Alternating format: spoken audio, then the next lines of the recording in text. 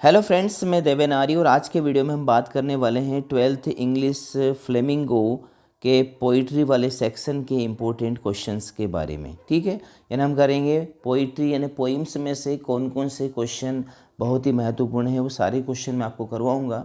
मेरे पास 2022-23 है ना, और आपके जितने भी सेट प्रैक्टिस सेट आए हैं सभी के क्वेश्चंस हैं यहाँ पर, तो देख लेते हैं फटाफट हम, है ना। ये बस यही कर लेना आप, इसमें अलावा कोई क्वेश्चन मत करना।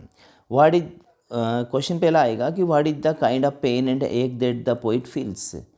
जैसे माई मदर एट 66 वाला जो पोइम थी उसमें, है ना, कुछ मतलब जो है लेखिका है, कवित्री है, उनको बहुत एक दुख हो रहा था, दर्द हो रहा था। तो किस प्रकार का दुख, किस प्रकार का दर्द हो रहा था, तो poet looks at her mother, she has grown weak. जब वो अपनी माँ को देखती है जो कि बहुत ही कमज़ोर लग रही थी एंड ओल्ड, बूढ़ी लग रही थी, it appears she will not live long.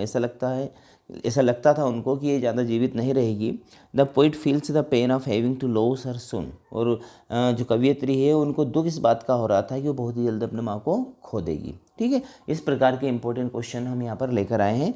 दूसरा क्वेश्चन आपका आएगा, what pleasure does a beautiful things give us. एक सुंदर चीज़ आपको क्या प्लेजर देती है ना। तो जब हम पोइम पढ़ते हैं तो हमको पता चलता है कि वो हमको प्लेजर देती है ना, माइंड से, और हमको सेटिस्फाई करती है हमारे सेंस के द्वारा। थर्ड है, why does the poet call the car selfish. जो कवि है वो कार को सेल्फिश क्यों कहता है। कार का अर्थ यानी कि जो लोग कार से आते हैं उनको सेल्फिश क्यों कह रहा है, क्योंकि the car owners selfish as the just pass by without a thought for the plight of the owners of the road side stand. जो रोड साइड स्टैंड है यानी कि जो रोड के किनारे है ना, दुकान वगैरह लगा कर बैठे हैं, उनकी भावनाओं को देखते हुए वो कार के मालिकों को, है ना, बहुत ही सेल्फिश कह रहा है। क्योंकि and if at all they do stop it is either to complain or to turn their car around. यानी कि वो लोग क्या कर रहे हैं, जो कार से आ रहे हैं वो उनकी तरफ देखते भी नहीं हैं, और यदि वो रुकते हैं देखते भी हैं तो वो सिर्फ ये पूछने के लिए देखते हैं कि कोई शिकायत करने के लिए या कार को मोड़ने के लिए वहाँ पर थोड़ी देर रुकते हैं। इसलिए जो कवि है हमारा वो उन लोगों को सेल्फिश कह रहा है कि वो उनको किसी से कोई मतलब ही नहीं है। ठीक है, अब अगला क्वेश्चन देख लेते हैं। व्हाट आर द, ज़्यादा जूम नहीं होना, what are the young trees describe as sprinting. Very important question. जो यंग ट्रीज है उनको स्प्रिंटिंग क्यों कहा गया। स्प्रिंटिंग का अर्थ होता है कि चलता हुआ क्यों कहा गया है, तो ये आपके सामने आंसर लिखा है। What does the poet mean by saying victory with no survivors. कवि ऐसा क्यों कहता है कि जब जीत होगी तो कोई भी, है ना, बचेगा नहीं। तो इसका आंसर भी आपके सामने लिखा है। थर्ड क्वेश्चन है, what image does the poet use to describe the beautiful bounty of the earth. जो प्रकृति है, पृथ्वी है, उसकी जो सुंदर देन है उसके बारे में, है ना, क्या इमेज पोइट यहाँ पर क्रिएट करता है। अगला क्वेश्चन है, in the poem a road side stand why did the farmers curse wealth city people. तो जो फार्मर्स हैं वो धनी, है ना, जो सिटी पीपल है मतलब जो शहर के लोग हैं, उनको कर्ज यानी कि श्राप क्यों देते हैं, अभिशाप क्यों देते हैं। वही बात है कि वो उनके पास से रुक ही नहीं रहे हैं, है ना, कुछ खरीद भी नहीं रहे उनसे, इसीलिए उनको श्राप दे रहे हैं, अभिशाप दे रहे हैं। ठीक है, अब बात करते हैं आगे क्वेश्चंस के बारे में।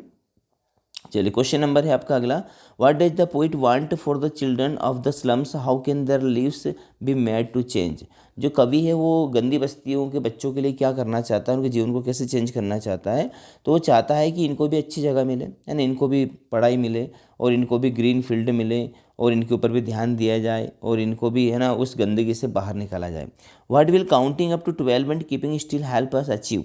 जब हम 12 तक गिनती गिनेंगे और शांत रहेंगे तो हमको क्या प्राप्त होगा। इसका आंसर भी लिखा है कि हमको थोड़ी सी, है ना, जो हमारी मानसिक शांति वो प्राप्त होगी। List the things of beauty mention in the poem a thing of beauty.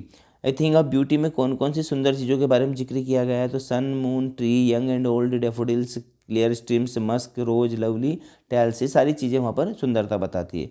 What is the childish longing that the poet refers to why is it vain. यानी कि जो बचकानी इच्छा है उसके बारे में कवि क्या कहता है, उस किससे संबंधित है। तो इसका आंसर मैंने यहाँ पर लिखा है, आप, है ना, डेफिनेटली इसको याद कीजिएगा। अगला क्वेश्चन है, why has the mother been compared the late winter's moon.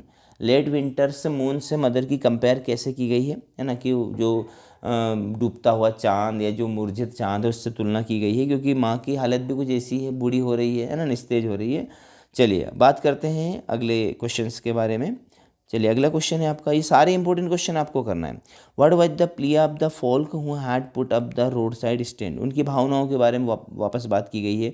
What makes a human being love life in spite of troubles and sufferings, इसका आंसर मैंने लिखा है। What is suggested by the image massive weight of uncle's wedding band ना। तो ये सारे जितने भी क्वेश्चन मैं लेकर आया हूँ इनका आंसर खुद मैंने छांट के लिखे हुए हैं और आपके लिए तैयार किए हैं। पोइम में से ये इंपॉर्टेंट क्वेश्चन है जो आपको 2-2 नंबर के आने वाले हैं, ठीक है।